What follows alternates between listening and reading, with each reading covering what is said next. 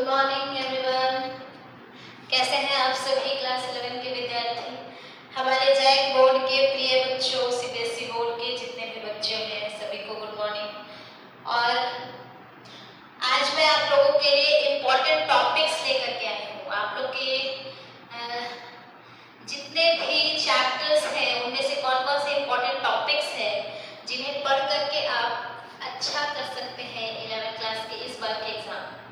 क्योंकि model set मैंने analyse किया बच्चों, तो मॉडल सेट को जब मैंने एनालाइज किया तो मैंने पाया कि कुछ ऐसे टॉपिक्स हैं जिससे कि रिपीटेड क्वेश्चंस बार बार आ रहे हैं और प्रीवियस ईयर क्वेश्चंस भी मैंने एनालाइसिस किए, तो उससे मुझे पता चला कि कुछ टॉपिक्स हैं जो आपके इस बार के एग्जाम के लिए बहुत इंपॉर्टेंट होने वाले हैं। और अगर आप ये सारे टॉपिक्स पढ़ करके जाते हैं एग्जाम में तो आपको बेहतर रिजल्ट मिलेगा, 40 में 40 मिल सकता है। तो इस चैनल में बने रहें और पूरा वीडियो देखिएगा। आप लोग सारे टॉपिक्स को आप लोग टिक लगा लीजिए। अभी भी टाइम है बच्चों, अभी 2 से 3 दिन टाइम है आप लोगों के पास। और आप लोग अगर चाहेंगे तो एक दिन में 24 घंटा होता है बच्चों, और 24 को 3 से मल्टीप्लाई कर दीजिए तो आप लोग बेहतर जानते हैं, है ना। तो आपके पास इतना समय बच रहा है तो आप इस समय को यूटिलाइज करिए, बर्बाद मत करिए। और जो मैं टॉपिक्स आपको आज दूंगी उन टॉपिक्स को जरूर से रिवाइज करके एग्जाम में जाइएगा। तो चलिए शुरू करते हैं बिना देर किए। और हमारे संस्था का नाम तो आप जानते ही हैं, Ambedkar biology classes. Most important topics of class 11 exam 2025 हम लोग आज डील करने वाले हैं। तो 2025 के लिए जो इम्पोर्टेंट टॉपिक्स है जो आपके एग्जाम में आने वाले हैं इस बार, वो हम लोग आज देख लेंगे बच्चों। तो सबसे पहला चैप्टर्स मैं दिखा दूंगी आप लोग को और टॉपिक्स दिखा दूंगी, है ना।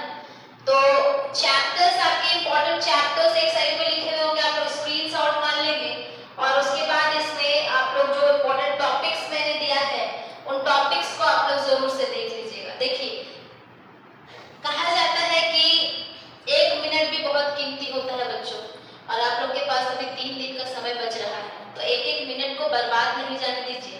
और यकीन मानिए 11th क्लास में अच्छा करना उतना ही जरूरी है जितना 12th क्लास में अच्छा करना जरूरी है। तो इसलिए 2 काम होगा यहाँ से।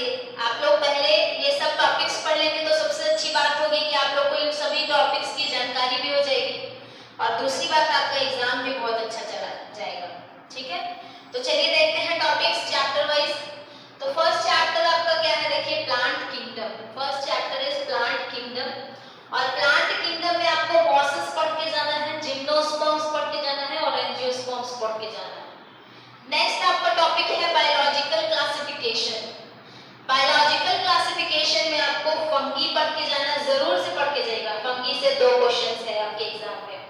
प्रोटोजोआ जरूर से पढ़ लीजिएगा। प्रोटोजोआ से कौन सी बीमारी होती है, इसको जरूर आप पढ़ करके जाइएगा। Next animal kingdom. तो एनिमल किंगडम से बहुत ज्यादा क्वेश्चंस नहीं है, याद रखिए। आपके इस बार के एग्जाम में क्वेश्चंस बहुत कम दिया हुआ ही नहीं है एनिमल किंगडम का, बट फिर भी मैंने अपने तरफ से लिखा है इसको इंपॉर्टेंट टॉपिक आपका कोर डाटा है। तो किसमें कितना चैम्बर हार्ट होता है ये सब जरूर से पढ़ के जाइएगा। ठीक है, next living world. Living world से टोटल 2 क्वेश्चंस है आपके मॉडल सेट में दिए हुए, तो रूल्स ऑफ आईसीबीएन जरूर पढ़ के जाइएगा। रूल्स ऑफ आईसीबीएन जरूर पढ़ के जाइएगा, है ना। 4 रूल्स है इसके, रूल्स जरूर पढ़ के जाइएगा। Next morphology of flowering plant में इनफ्लोरेसेंस से 2 क्वेश्चंस है बच्चों। फूलों का अरेंजमेंट कैसे होता है, साइमोस एंड रेसिमोस, है ना, ये जरूर से पढ़ के जाइएगा। नेक्स्ट सेल चैप्टर से भी आपका 2 से 3 क्वेश्चन है बच्चों, है ना। तो difference in plant cell and animal cell, और उसके अंदर का जो सेल ऑर्गेनल्स है उसको भी थॉरली एक बार जरूर पढ़ करके जाइएगा। नेक्स्ट बायोमॉलिक्यूल्स चैप्टर से एंजाइम्स का क्वेश्चन आपके मॉडल सेट में 2 क्वेश्चंस दिया हुआ है। बायोमॉलिक्यूल से एंजाइम्स का 2 क्वेश्चंस दिया हुआ है बच्चों, और ये सभी टॉपिक्स आपको अपने नोट्स, एक बात मैं बता दूं आप लोग को, ये सभी टॉपिक्स जो मैं आपको दे रही हूँ ये आपके नोट जो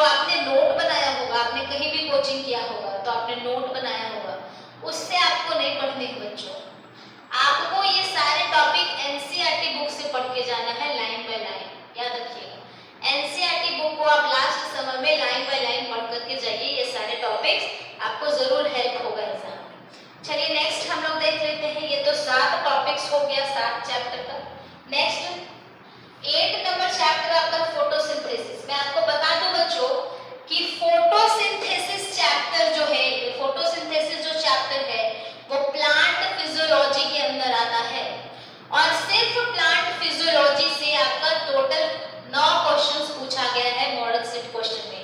दैट मींस कि आपका प्लांट फिजियोलॉजी टॉपिक जो है, जो यूनिट है प्लांट फिजियोलॉजी, वो बहुत ही ज्यादा इंपॉर्टेंट है, जिसमें से फोटोसिंथेसिस में आप dark and light reaction total पढ़ के जाइएगा।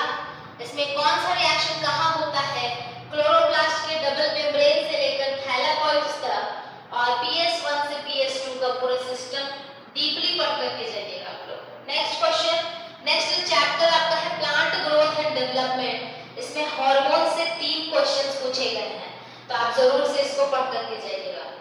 नेक्स्ट रेस्पिरेशन इन प्लांट से भी 2 क्वेश्चंस है बच्चों, glycolysis and link reaction. Link reaction क्या है, ग्लाइकोलाइसिस के बाद जो एसिटाइल कोएंजाइम A बनता है वो लिंक रिएक्शन कहते हैं उसको, ठीक है, तो वो भी आप पढ़ करके जाइएगा।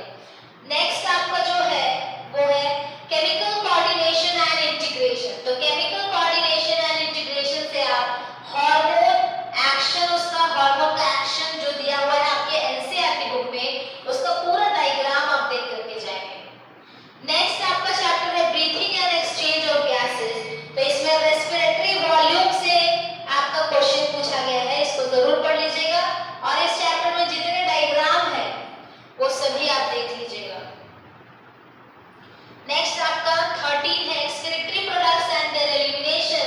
इसमें आप नेफ्रॉन का पूरा डायग्राम देख लेंगे और इससे रिलेटेड जितना भी फंक्शन है वो अच्छे से पढ़ लेंगे कि नेफ्रॉन में किस एरिया में क्या रीअब्सॉर्ब होता है, ये पूरे अच्छे तरीके से आप पढ़ करके जाएंगे एग्जाम में। सुन लीजिए आप लोग, जो क्वेश्चन मॉडल सेट में दिया वो रिपीट नहीं होगा, बट जो टॉपिक दिया है वो रिपीट होगा, तो इसलिए मैंने आप लोगों के लिए टॉपिक निकाल दिया है, ठीक है, तो आप इन टॉपिक्स को पढ़ के जरूर जाएं एग्जाम में। Next neural control and coordination. Neural control and coordination से आप पढ़िए all diagrams from NCERT. NCERT के सभी